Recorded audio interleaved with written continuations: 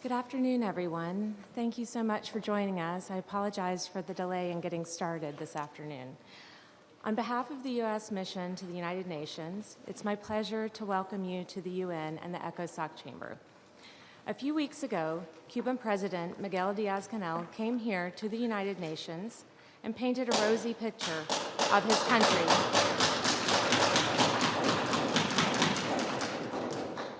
as a paragon of solidarity, democracy, and human rights. To the more than 5,000 Cubans who were arbitrarily detained for political reasons in 2017, this is a sick joke. More and more, Cuban repression relies on raids of activists' homes and offices, short-term detentions, and public denunciations known as repudio, which I think is what we may be seeing right now. In 1998, I was fortunate to visit Cuba. It was a time when the government had decided to allow some limited private enterprise due to an ongoing economic crisis. And we were being told that this economic opening would lead to greater freedom for the people. And while we found some hope in the private homes that had been converted into small restaurants, what is security doing? You just press the button, but her microphone's not on. Her microphone is not on, please? Okay. In the small restaurants that had been made, and private homes that had been turned into small restaurants, and from the artists selling their wares in the square, underneath that hope remained fear.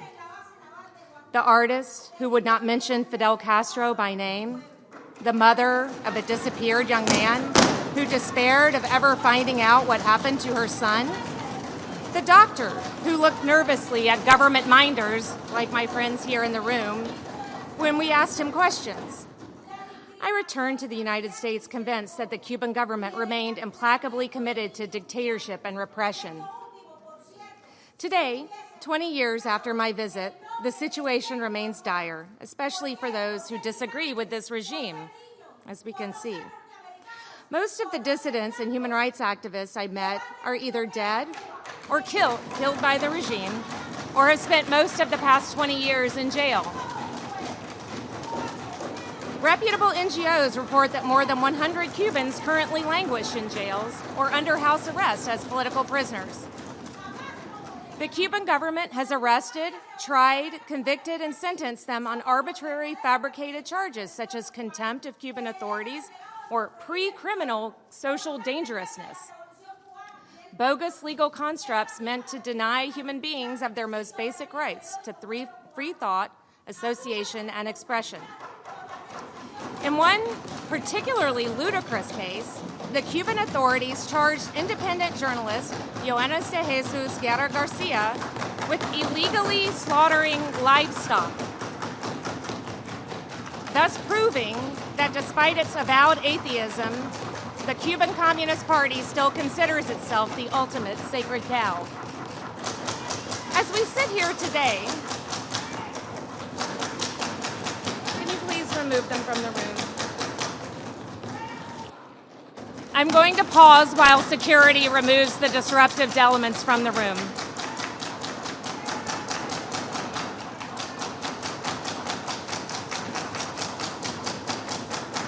Nick, can you please ask Nick to remove them from the room? Can you please ask Nick to remove these people from the room who are disrupting the proceedings?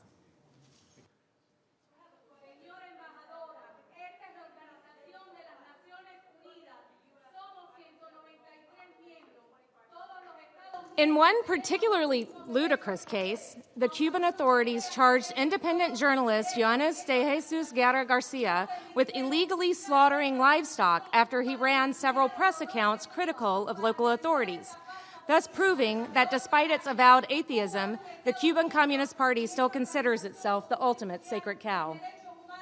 As we sit here today, Cuban democratic activist Tomás Núñez Madariaga is on day 62 of a hunger strike. His health grows weaker by the day. The arresting officer in Mr. Nunez's case admitted to fabricating the accusations against Nunez at the direction of a state security official in a video recorded on September 14th. In a signed statement at great personal risk to himself and his family, Officer Rosales has admitted the purpose of arresting Nunez was to weaken the Democratic opposition. Let us be clear. For Tomas, Johannes, and more than 100 others, their only real crime was having the courage to peacefully assemble in support of human rights, disagree with the regime, question the nature of Cuban socialist dictatorship, or exercise their freedom of expression as guaranteed by the Cuban Constitution.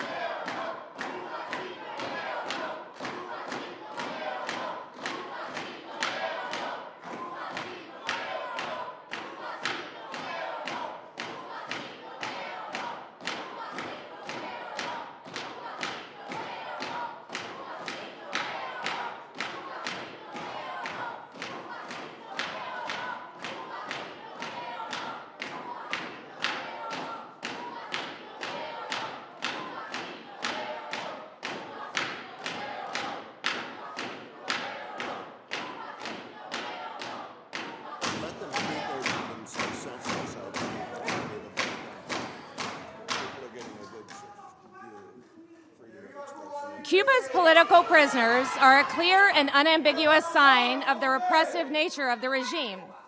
Their imprisonment represents a blatant affront to the fundamental freedoms enshrined in the Universal Declaration of Human Rights. President Trump is taking action to hold the Cuban regime responsible for its human rights violations and supporting the Cuban people's aspirations to live in freedom. Today, we come to the United Nations to remind the world that today, in Cuba, there are political prisoners. They come from all over Cuba. These men, these women, activists, lawyers, workers from different faiths and different walks of life. They are united in their quest to speak out for a better, freer, and more democratic Cuba. For themselves, for their children, even for the people in this room who persist in disrupting this event. And their imprisonment is not only a violation of the fundamental freedoms we all cherish, it is also a human tragedy. We are grateful for the participation today of OAS Secretary General Luis Almagro, who has championed the cause of democracy and human rights throughout the Americas, including for Cuba's political prisoners.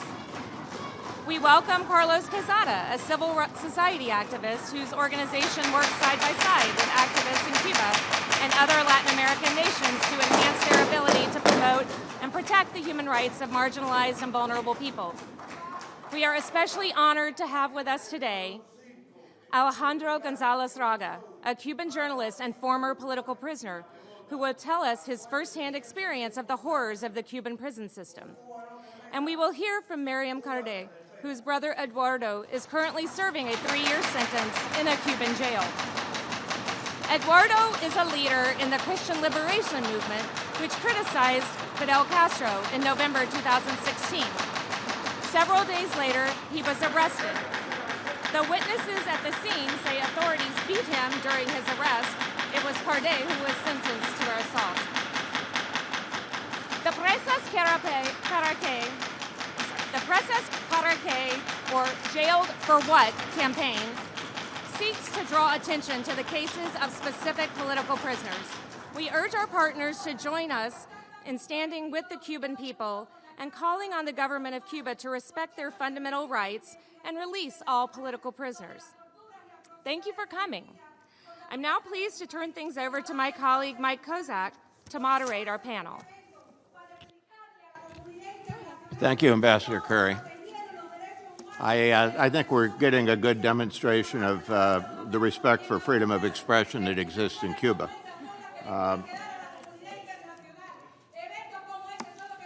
This event is a kickoff for this is a kickoff for a campaign called Jailed for What?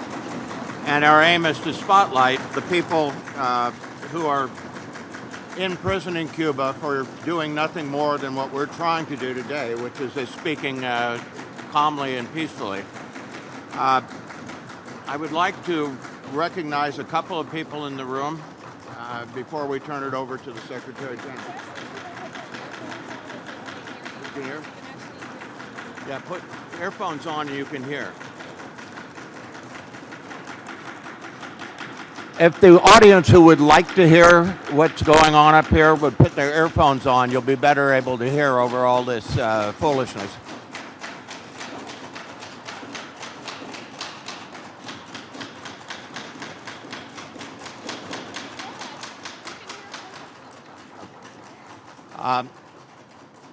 So as I was saying, this is the kickoff of a campaign to bring spotlight to those who are suffering in Cuban prison for nothing more than freedom of expression, and we want to introduce a couple of people in the audience who are.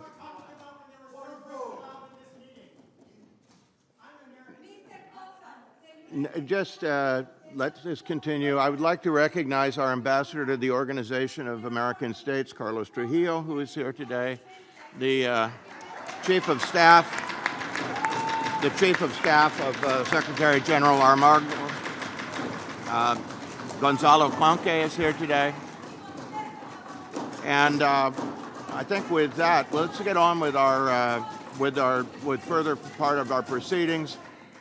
We will turn it over to the Secretary General to make remarks. Thank you, Mr. Secretary General. Yeah, but this not. It's on. Está It's bien. on now. Desde hace It's been a long time since the Cuban regime has actually used strategies to silence in a systematic way all of those who dare express opinions that go against the public policies of the government through this repression, and more specifically through the jailing for political purposes. And currently, they do not only repress their citizens inside their country, but they also export experiences and this repression to all of Latin America.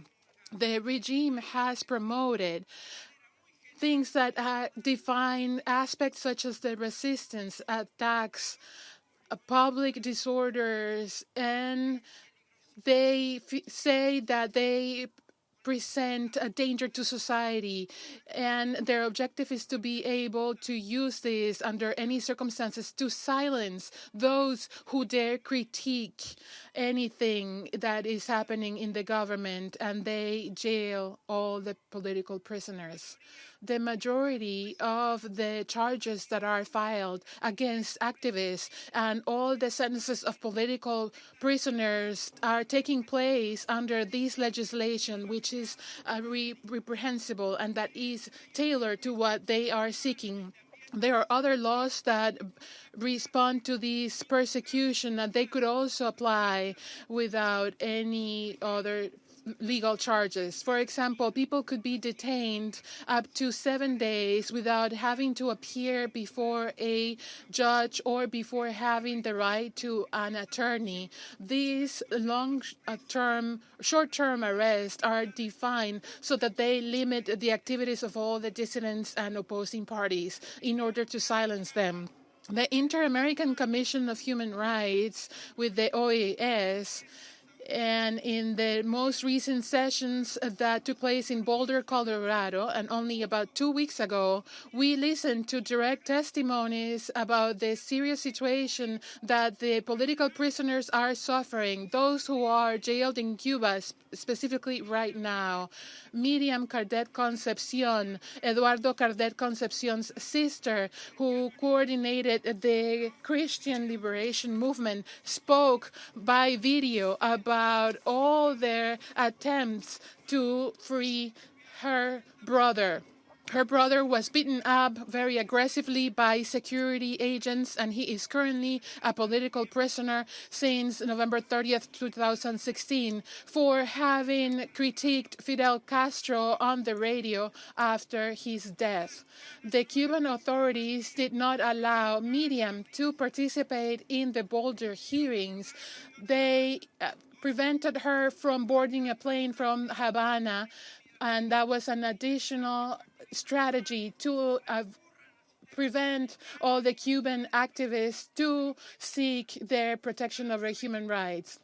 Blanca Reyes, founder of the Ladies in White and current representative with the United States, spoke about everything that is happening against women in Cuba, specifically against the Ladies in White, who peacefully try to advocate for democracy and for the release of political prisoners in more than 200 jails all throughout the country. She spoke about all the events that took place against her and against her family, and specifically about 5 members who are currently in jail because of their activism. Marta Sánchez González, Nieve Caridad Matamoros González, Aymara Nieto Muñoz, Solanda Santos Ayala, and Xiomara de las Mercedes Cruz. Throughout the years, our Commission of Human Rights has repeatedly signaled out that there are no improvements in Cuba when it comes to the rights of integrity and freedom, the right to vote and the right to participate in government, the freedom of expression, the violation of all the legal rights in the practice of the right to be a citizen, and among other rights, and how they have about 130 political prisoners under deplorable circumstances. Human Rights Watch reports that they force the prisoners to work over 12 hours per day, and that if they do not comply with production quotas, they are punished. Those who go on hunger strikes or any other forms of protest, they are secluded in a long-term aspect, and they are forced and beaten up, and they are also denied medical assistance. But because of this situation of all the political prisoners, then in addition, Cuba is exporting these repression strategies throughout the continent. Throughout many years, many Cubans have acted in Venezuela as intelligence officers. We feel that there are over 22,000 Cubans that infiltrated the Venezuelan regime. They have very important positions throughout Venezuela, and especially in all the security and national intelligence services. The main device to supposedly attack the internal or domestic enemies, and they are just referring to the citizens that reflect and claim their own basic human rights. Cubans are working very hard to try to keep Maduro's regime in power, and at one point when Venezuelans are having the biggest humanitarian crisis that has been seen throughout the continent, there is a shortage of food and medications that has had no precedent, and Maduro continues to send millions of oil that is subsidized. And he's sending that to his political chiefs in Cuba instead of using those resources to feed his people. The Venezuelans have actually adapted Cuban strategies on repression and torture, and the government, Maduro's government, has put in practice a systematic abuse pattern against those who dare express an opposing opinion against the government. They continue to face the possibility of ending up in jail. The government arrests and jails those opponents, and they have recorded thousands of people who don't have any access to legal services. They have been disappeared. They are facing torture, killings, and other causes. there are some political prisoners who might end up being released, and they are trying to maintain a monthly average, but that is a strategy that was exported from the Havana. We have seen this model of repression that was exported to Nicaragua with the same ways of repression. Killings and torture. All the killings that we are documenting are crimes against humanity, and they are also occurring in Nicaragua, not just Venezuela. We have sworn testimony of students regarding the repression of the Ortega regime, students who were tortured and how they continue to violate their human rights. And there was a student who was just transporting water, food, or medical supplies to the students that were protesting against the government. This person mentioned a Cuban leader who was one of those who supported that strategy. And some of the worst practices that we see today in our hemisphere, the ones that we see here when it comes to Venezuela and Nicaragua, they come from Cuba. Venezuela and Nicaragua did not become dictatorships from overnight. It was a slow process. And they expected the government to really do something different, but little by little, they started dismantling their democratic entities with the support from the Havana. And just like in Cuba, they continue to be empowered through use of brute force and fear. Nowadays, in Latin America, they are paying the price for not having paid attention to those politicians who were attacking the democratic rights of their citizens. And I would like to continue defending energetically the release of all the political prisoners, 130 people who are in Cuba, or more than 400 political prisoners in Venezuela. In a country, it is a sign that obviously there is a dictatorship, and the use of repression and oppression is not acceptable. It is morally wrong, and it is illegal according to human rights. The international community cannot ignore this situation, and they must demand the release of these political prisoners. Thank you. Thank you, Mr. Secretary General. And I want to thank the Cuban delegation again for giving us such a graphic demonstration of how they deal with alternative viewpoints in their country.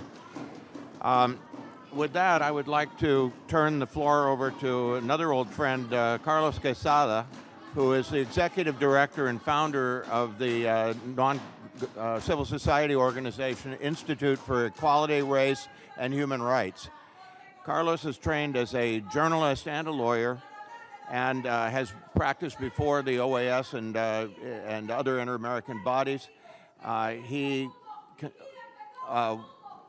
also has formerly was an officer with the Penal Reform International, and he will speak about the conditions in the Cuban prisons where the political prisoners are suffering. Thank you. Well, thank you very much, Ambassador. I would like to thank the UN mission for organizing this important event and inviting us here.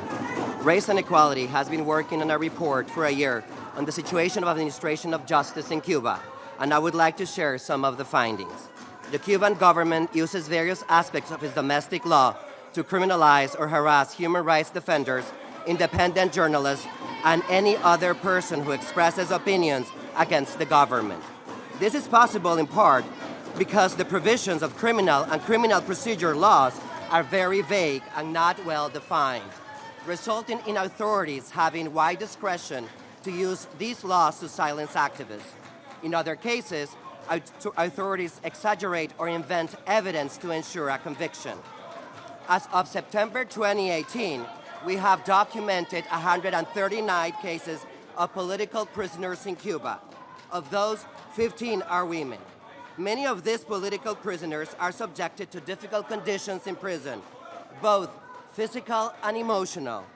There have been several reports of prison officials offering bribes to other prisoners to commit acts of violence against political prisoners or spreading rumors about them in order to make them vulnerable to violence by other inmates. In other cases, prison officials attack or single out political prisoners who commit acts of protest, such as refusing to put on prison uniforms or making statements against the government. All of these acts violate Cuba's international obligations to provide safe and respectful conditions to people deprived of their liberty. Use of the criminal code to criminalize activists. The criminal code is the main tool by Cuban authorities to silence persons who express opinions against the government. In recent years, the most common crimes that the Cuban government have used to criminalize human rights defenders and activists are by far desacato, atentado, followed by peligrosidad social. Desacato or contempt in Cuba, defined in Article 144 of the Penal Code, makes the act of insulting or even more broad, offending a public official punishable by up to 1 year in prison. The criminal law does not define what constitutes offending or provide any guidance whatsoever on what kinds of behavior raise to the level of requiring criminal punishment. This means that the decision is left to the subjective opinion of the official who brings the charge. According to the former UN Special Rapporteur on the promotion and protection of the right of freedom of opinion and expression, all desacato laws should be repealed. According to the Special Rapporteur for Freedom of Expression at the Inter-American Commission on Human Rights, the crime of desacato in Cuba is applied, quote, to the detriment of people who disseminate ideas, opinions, and critical information towards the government. There are over 25 political prisoners currently serving time for desacato. One particular difficult example is that of José Rolando Cáceres Soto, who was convicted of desacato as well as atentado and deviant sexual behavior. He was detained after he saw a friend and fellow human rights defender being detained by 2 police officers and approached the police officer and asked him why his friend was being detained. One of the officers pushed him, and then he was forced into a police car and kept in detention, and is currently serving a nearly 5-year prison sentence under difficult circumstances. In another case, the lady in white, Marta Sanchez, was convicted in September of desacato and other crimes after peacefully protesting the electoral system in Cuba.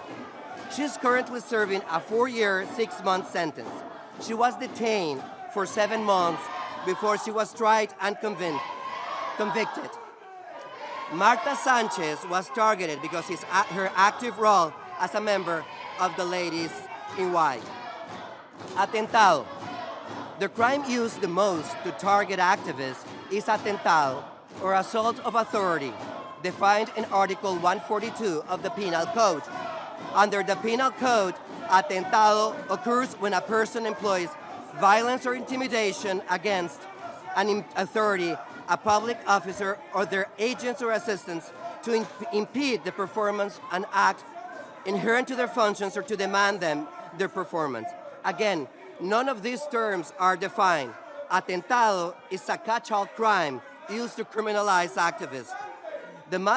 The most high-profile case of atentado in recent years is that of Eduardo Cardet Concepcion, the coordinator for the Christian Liberation Movement, an organization that promotes a peaceful transition to democracy in Cuba. We'll see a video of Miriam Cardet very soon. Finally, Ambassador, I would like to make few recommendations. During the recent review of Cuba under the Universal Periodic Review, several nations, not us, recommended that Cuba ratified the International Covenant on Civil and Political Rights. This would be an important step toward recognizing political rights on the island. Cuba has signed the ICCPR and therefore is already obligated to refrain from taking actions that violate its objective and purpose. Please ratify the ICCPR. Cuba needs to amend the criminal and criminal procedural codes in compliance to international human rights law and should repeal the crime of contempt. The Cuban government should respect the right to freedom of expression and opinion, as well as the right to freedom of association in the country. And finally, We would love to see the 139 political prisoners released. Thank you very much, Mr. Ambassador. Thank you very much, Carlos, for those remarks. I would like to, at this point, I would like to turn over the floor to someone who knows firsthand what it's like to be a political prisoner in Cuba. Alejandro González Raga was one of 75 journalists, human rights activists, and librarians arrested in 2003 in Cuba's Black Spring. He was charged with acts against the independence and territorial integrity of the state and sentenced to 14 years in prison. He was released and exiled to Spain in 2008. And he's traveled here today from Madrid to be with us. Alejandro, thanks so much for your presence and for your continued activism on behalf of your jailed compatriots. Muchísimas gracias. Thank you very much, Mr. Ambassador.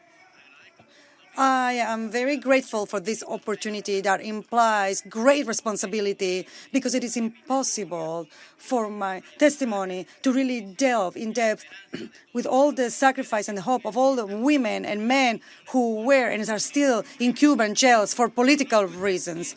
I know that experience since I have been in jail for 5 years after the wave of arrests and illegitimate trials without warrants in what is called the Black Spring of 2003. Without action, the Cuban government wanted to counter-arrest the Varela Project, a citizenship proposal that proposes essential changes in the Constitution to guarantee the rights that are internationally recognized.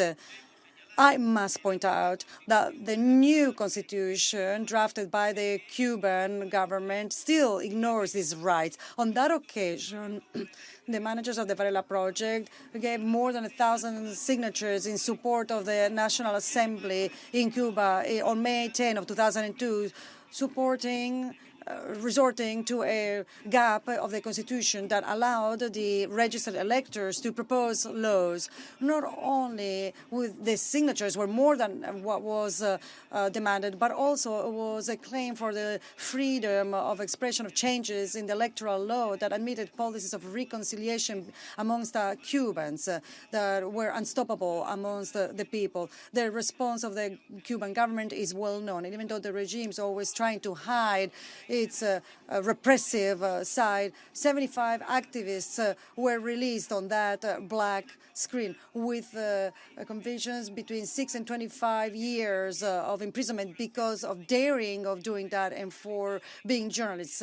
In searches in our houses, they found printers, computers, pencils, pens, radios in order to listen to the news, some manuscripts and copy of the Universal Declaration of Human Rights. This was the material evidence of our serious crime. Right away, the regime redrafted the Constitution in order to fill up any other gap, and it proclaimed the irreversibility of the socialist characteristics of the socialism. We were brought to jail with a great display of police in punishment jails, totally isolated, with only 2 hours of visits every 2 months for 3 people and 2 spousal visits in a year, in prisons far from our original location as a lesson to our family.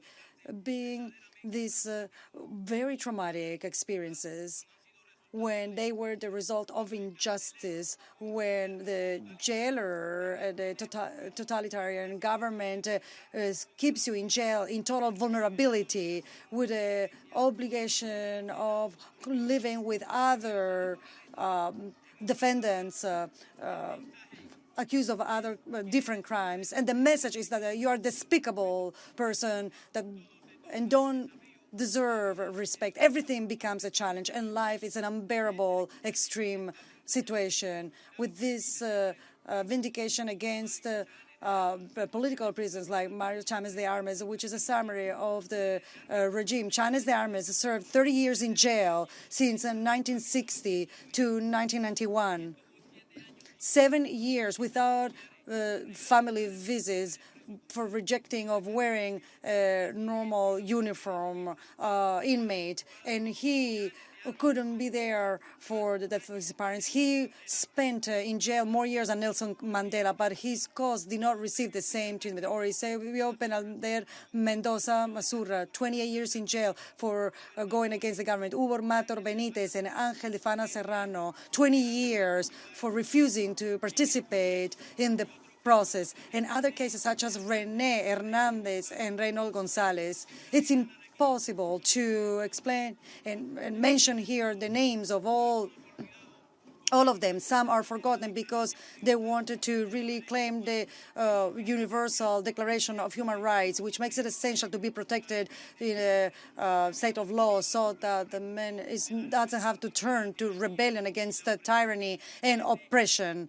This is the case of Armando Sosa Fortuny, an old man, sick, who spent 42 years in jail of his 76 years of life, and the regime refuses to admit to have sentenced him because of rebellion, even though those who keep him in jail, they raided in 1973, and then years later they gained the power of ending the life of many Cubans in the name of a freedom that they broke. To rebel against that violation is what Fortuny is to be blamed for.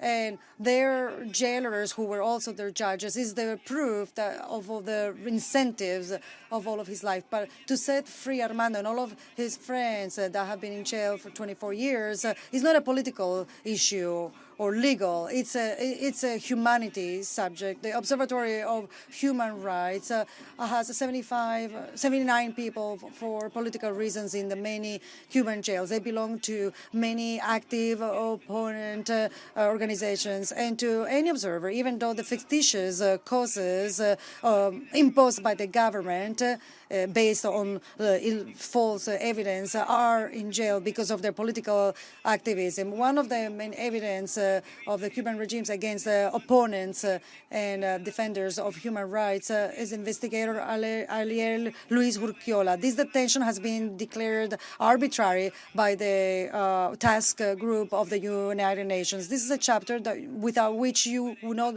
understand the Cuban drama, is women that are in jail for political reasons. Polita Grau, Georgina C., Olga Rodriguez Morgan, Albertina Ofarri, Araceli Rodriguez, Ocari Roque. These are women that had to suffer violations, beatings, and execution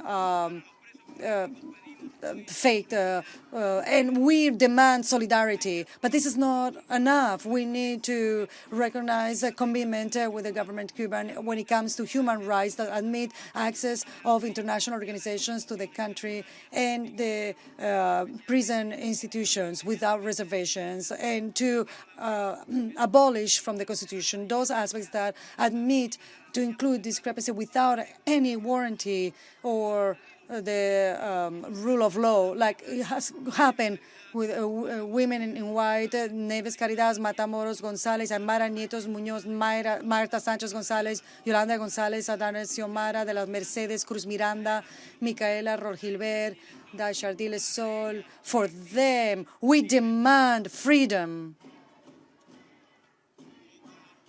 Or with the over 50 prisoners of Unión Patriótica de Cuba and many other organizations of the opposition, of civil society. And I will conclude by expressing that the release of the prisoner of Unión Patriótica de Cuba, Tomás Núñez Madariaga, is the first success of this campaign. Thank you very much. Una cosa. Just one more thing. People can see here what I'm capable of doing in a body like this. You don't know what they do in Cuba. That's the end of everything. Yeah.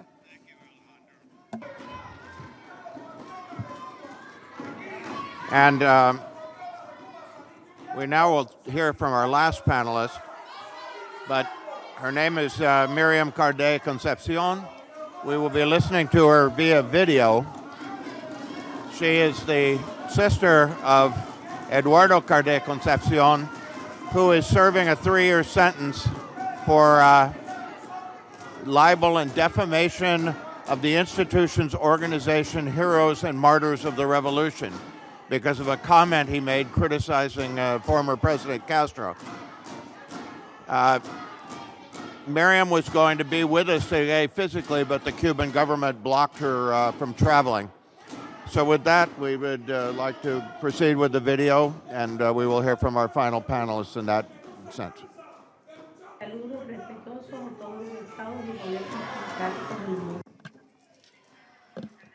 Miriam Cardet Concepcion here. I am Eduardo Cardet Concepcion's sister, who is a political prisoner in Cuba. He has been illegally jailed for over 22 months because of cruel, inhumane, denigrating treatment. And he was part of the Christian liberation movement. And he was arrested on November 30th, 2016 in an arbitrary way. There were several individuals who attacked my brother. They beat him up, his head, his arms, his legs. On March 3rd, 2017, there was a trial at a partial trial with 3 fake witnesses and 3 officers from the secret police who were part of the arrest. And they only allowed for a few participants on my brother's behalf. Because this was a crime that was fabricated against my brother, and he was still convicted to 3 years in prison because of an attempt to attack. He has been denied certain human rights that he should receive as a prisoner. He has been denied parole on 3 occasions.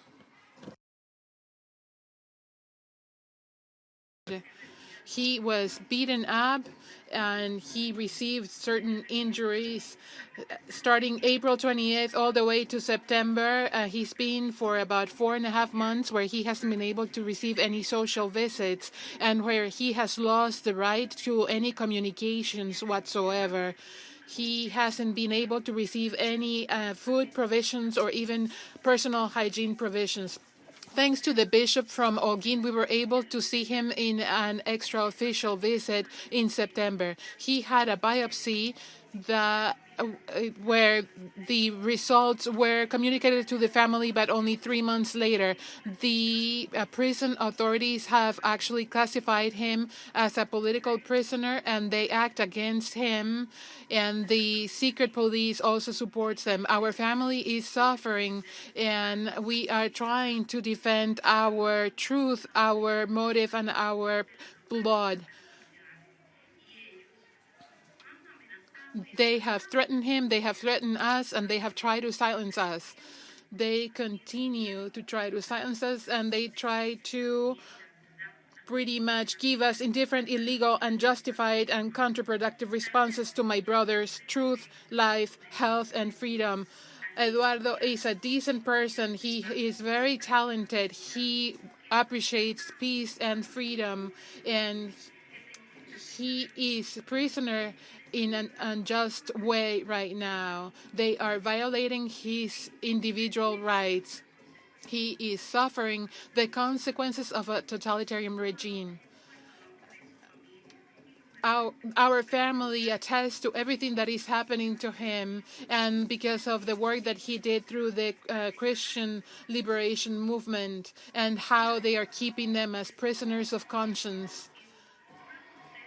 I beg you to please, and all the democratic countries in the world, to try to work with the Cuban government. And my respectful regards to everyone.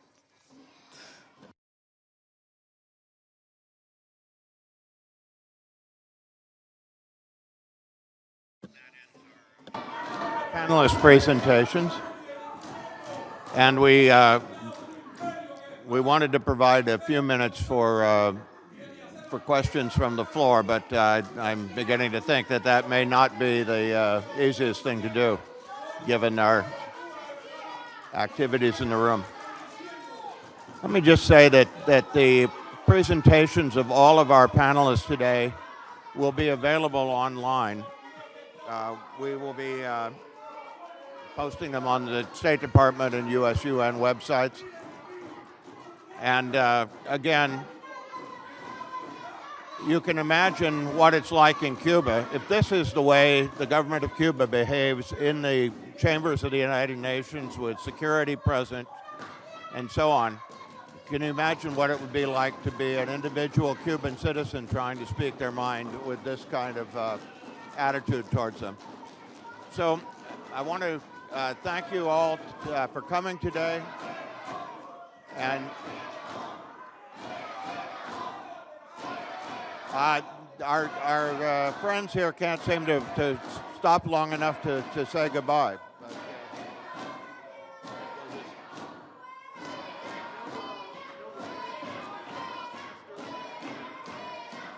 It is, you know, I was ready to end the proceedings, but I'm damned if I'm going to do it for you. So I can sit here all day and let you shout yourself silly.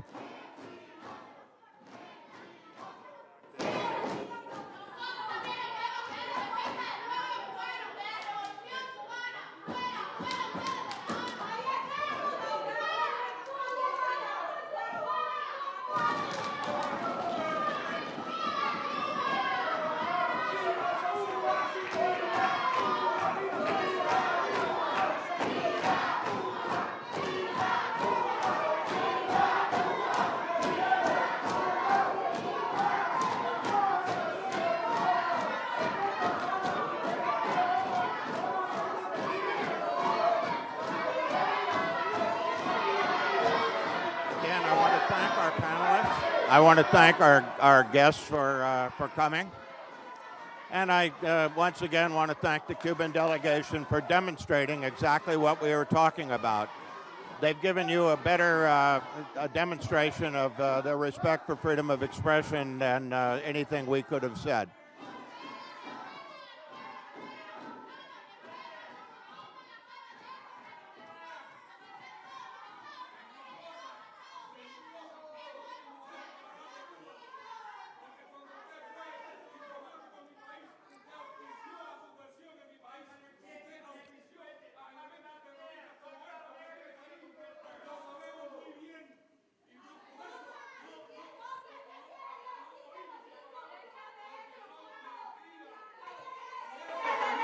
You know, you can shout yourself silly, but it's not going to change anything. I think we're approaching the time we have the room, but we'll sit here until that time comes.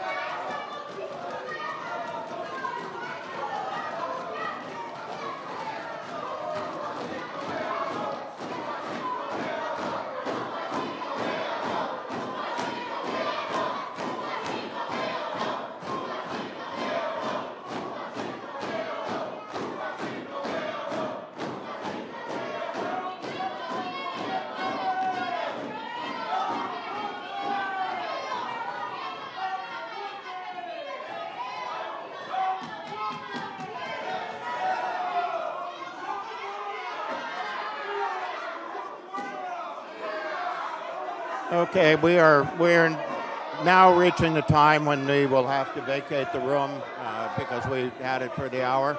I want to again thank you all for coming, and we will publish the presentations of our panelists. And thank you again to the Cuban side for being so endlessly demonstrative of how they behave. Thank you all. Thank you all for coming.